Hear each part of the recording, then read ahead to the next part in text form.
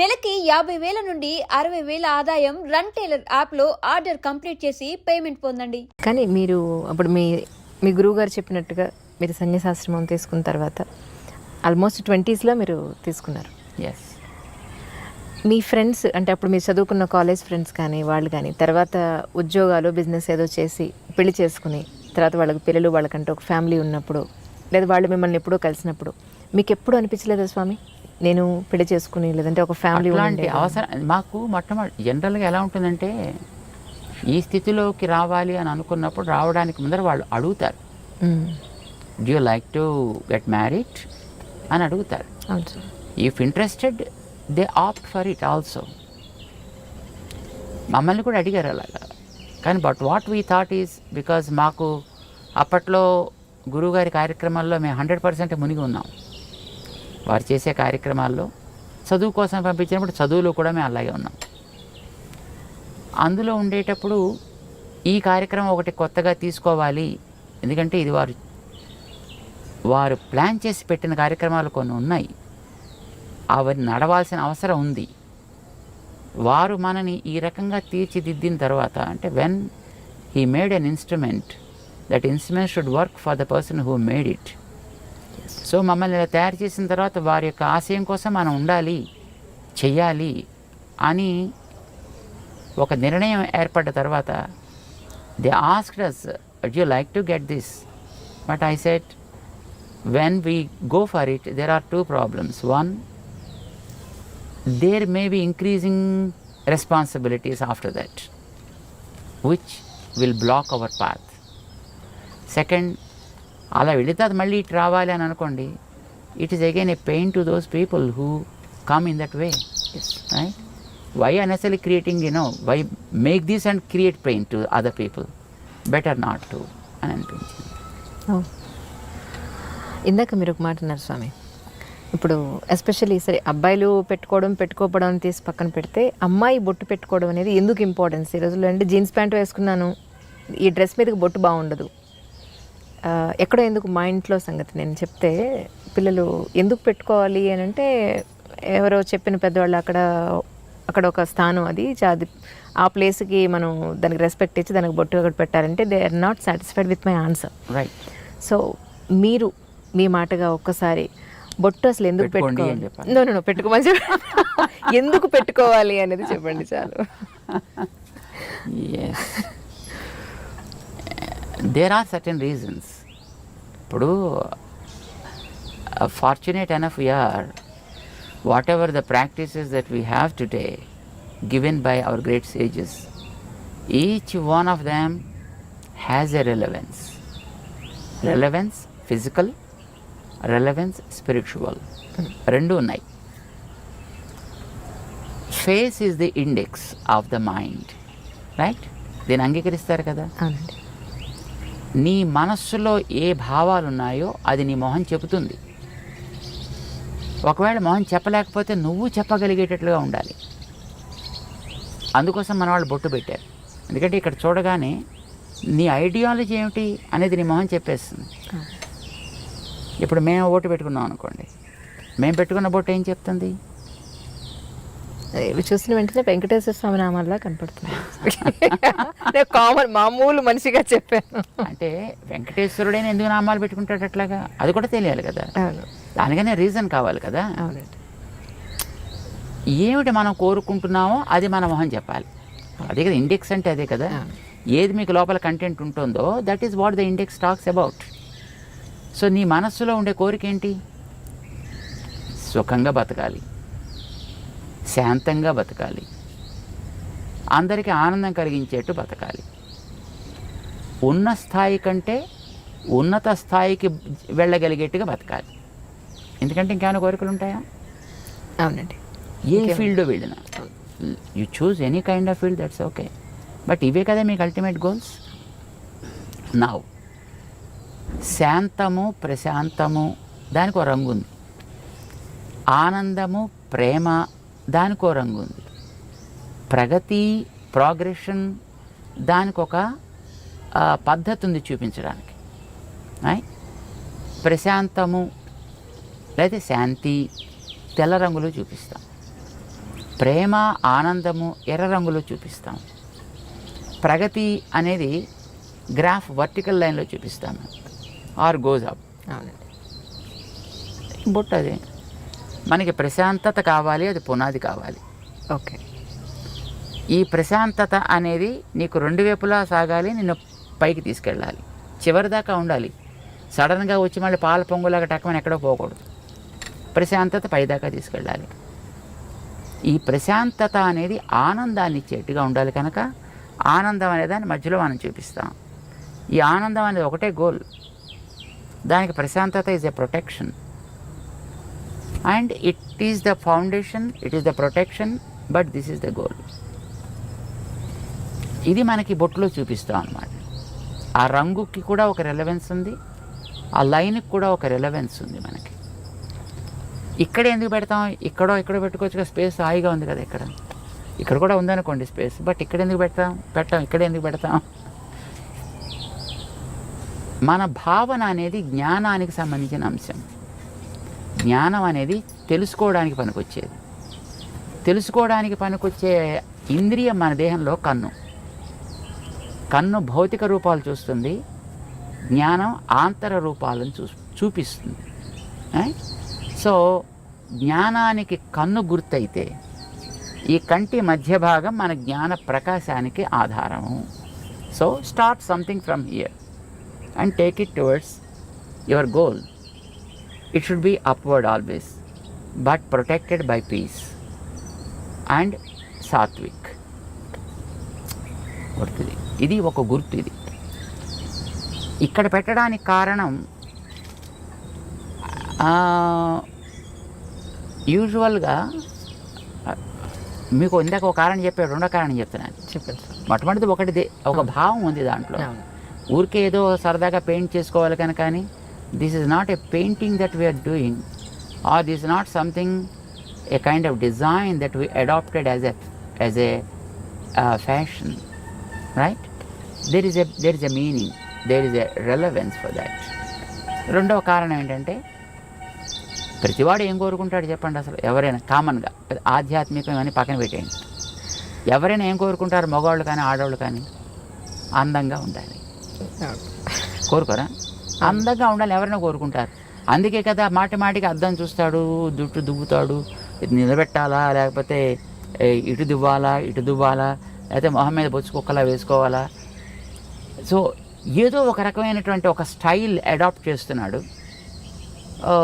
లేదో రంగులు వేస్తున్నాడు. ఇవన్నీ దేనికోసం చేస్తున్నాడు? అందంగా ఉండాలి. మరి అందం ఏం కావాలి?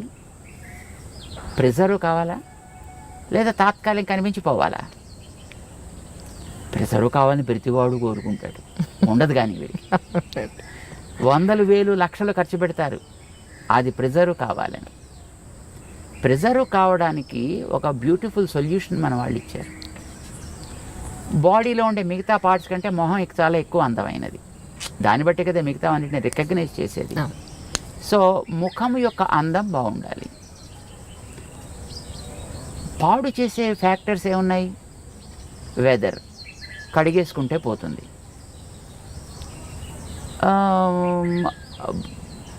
నీరసం, తింటే పోతుంది, లేదా తాగితే పోతుంది. కానీ ఒక వ్యక్తి యొక్క చూపు వల్ల కలిగేటటువంటి ప్రభావం వీటి వల్ల పోదు. ఓకే. మనిషి చూపు వల్ల కూడా కొన్ని ప్రభావాలు ఉంటాయి. చూపు is very very powerful.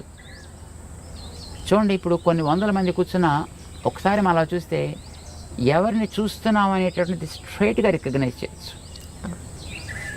And the person also will be able to understand as he is looking at me. Our visions beam is very very straight and strong and very powerful also.